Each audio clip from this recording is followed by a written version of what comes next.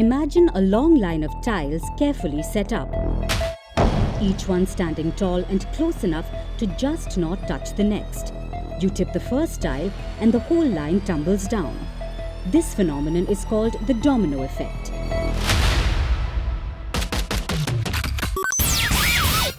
This is what we saw play out on the global stock markets on August 5th. Stock markets around the globe tumbled one after another, erasing billions of dollars in investment. The day is now being called by some as Black Monday. It started with Japan as the Nikkei index plummeted by over 12%. The stock market index saw its second largest decline in history. The tremors first spread across Asia. Seoul Stock Exchange tumbled over 8%. Hong Kong, Shanghai and Mumbai all closed in the red.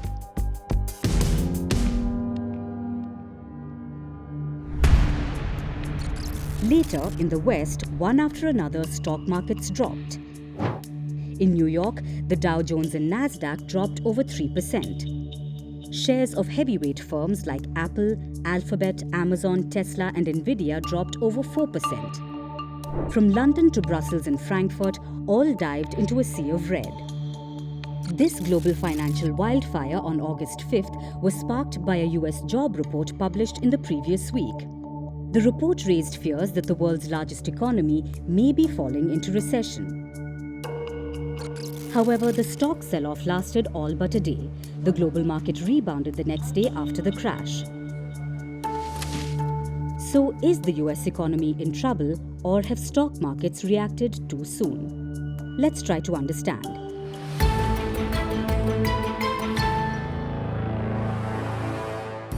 On August 2nd, the US Bureau of Labor Statistics revealed some troubling numbers. It showed that the country's unemployment rate jumped to 4.3%. While the unemployment rate has been rising for the past 4 months, it reached a level that the country hasn't seen since October 2021. The data triggered the so-called SAM rule, proposed by former Federal Reserve official and White House economist Claudia Sahm. The rule aims to predict economic recession using job data. The rule tracks the unemployment rate and compares it to its lowest point over the past 12 months. If the current unemployment rate rises by 0.5 percentage points or more from the lowest level of the previous year, the rule suggests that the economy might be entering a recession. And data shows that in July, the US unemployment rate surge crossed that limit. It triggered a wave of negative comments from major US investment banks. The criticism was especially for the Federal Reserve. That's because the US Central Bank just a few days ago had announced its monetary policy decision. It decided to keep the country's benchmark interest rate unchanged. Analysts now say the Federal Reserve might have kept the rates too high for too long. At the current level, the benchmark interest rate in the United States, or what's called the federal funds rate, is at a 23-year high. It was pushed to this level after a series of hikes starting in 2022. The Federal Reserve raised interest rates to combat inflation, which had skyrocketed after the COVID-19 pandemic.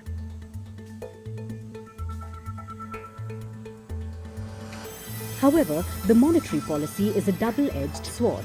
While raising interest rates helps reduce inflation by limiting people's ability to borrow and spend, it also slows down economic activity in the country, in turn reducing the growth rate.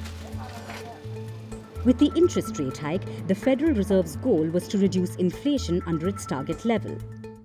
However, the challenge was to not slow down growth too much. After its last policy meeting, the Federal Reserve Chair Jerome Powell said that inflation has eased. However, he noted that they want to wait a little longer before cutting rates. Powell said they want to be sure that inflation remains low.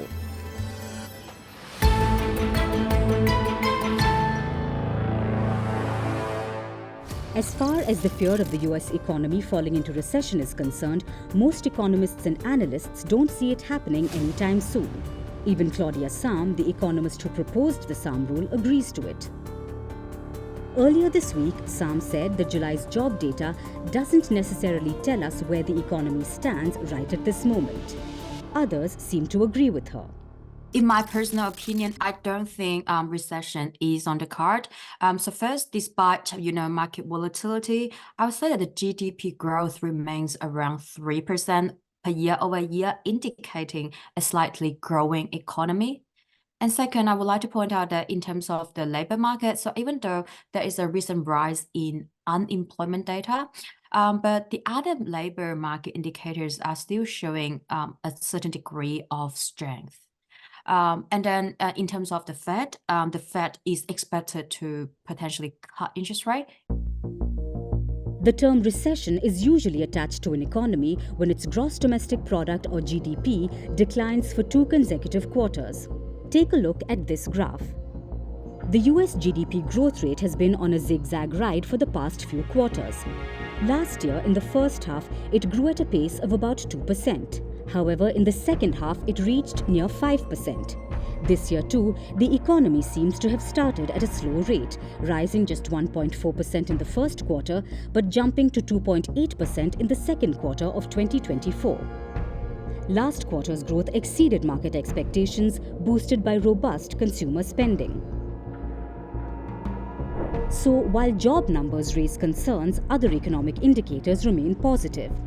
Analysts say the recent market reaction seems to be a bit of an overreaction, and it might have been blown out of proportion due to some other issues.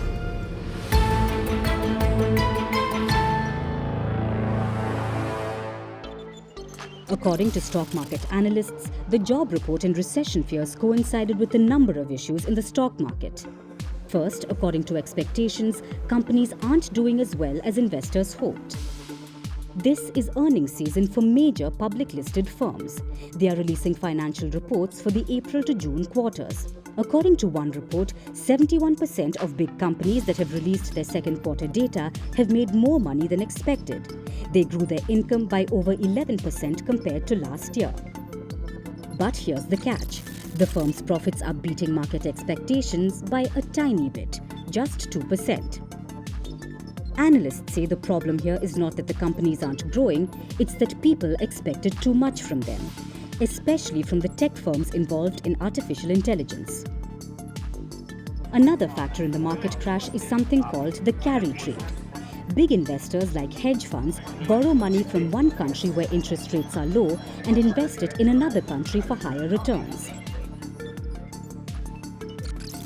For years, investors did this in Japan, where the interest rates were kept near zero for too long. The very popular trade over the last several years is to borrow anywhere where you have a cheaper currency. In this case, it would have been Japan. So you borrow the cheap Japanese yen, you take that money and you turn around and you invest it in some sort of higher yielding assets, whether that's in the US Treasuries, or it could be in Europe or elsewhere, but you have a very sizable difference in the interest rate available in certain economies versus Japan. But now the game is changing. Japan has started raising its interest rates, making it more expensive to borrow there. But now that you're seeing the Japanese policymakers raise rates and the global central banks lower rates, well, guess what? That trade, that's the carry trade, is no longer as attractive as it had been. And it is a very, very popular trade. So when that unwinds, all kinds of technical indicators now take place, and you're forced to unwind a number of trades that are going to put a lot of stress on the Japanese currency.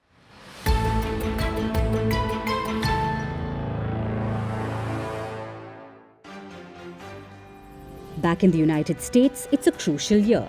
In just a few months, the country is going to polls. What was earlier seen as a rematch between Donald Trump and Joe Biden has now turned into a Harris-Trump face-off after President Biden backed off from his re-election bid and pushed Vice President Kamala Harris to lead the Democratic Party in the November fight. After the market crash amid recession fears, Trump blasted both Harris and Biden. He branded the market sell-off as the Kamala crash and claimed that Kamala Harris and the markets don't go together. Trump also continued his pattern of taking credit for positive shifts in the market without providing any evidence to support his claims. Meanwhile, the White House says that the broader US economy is resilient. While we've seen some volatility, We admit that. We have seen that. Our broader economy remains resilient. And we see that because of the data, obviously, that's been coming out over the past, not just couple of months, but the past couple of years. And what we have seen recently is consumers remain resilient and business investment remains strong. Unemployment, while up from 50-year lows, is still low at 4.3%. And that's important. As the November election draws closer, this kind of blame game is expected to continue. However, polls suggested that most Americans disapproved of the Biden administration's handling of the economy, and analysts say that this might risk Harris's bid to become the first black woman president. However, on the economic front, there seems to be little chance of recession in the US. The big question still looms largely around the Federal Reserve and when it would actually start cutting interest rates. Analysts believe bets on this keep the stock market on edge.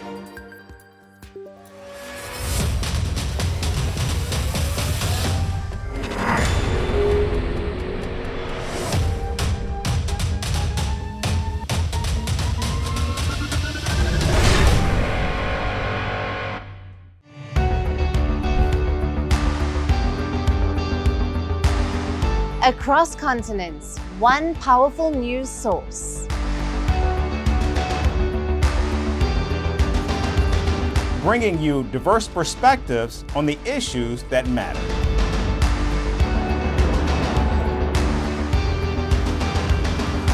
We go beyond the boundaries to give you that little extra about every sporting moment.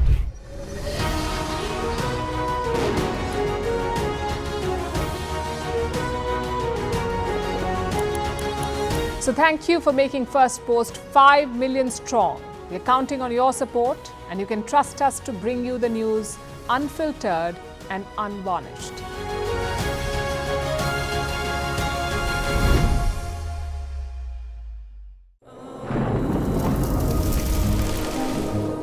Climate change is on our doorstep. It's time for a revolution to take root. And it starts with 1.4 billion Indians. It starts with one tree for humanity, one tree for Mother Earth, one tree for a future. Project One Tree, a News 18 network initiative.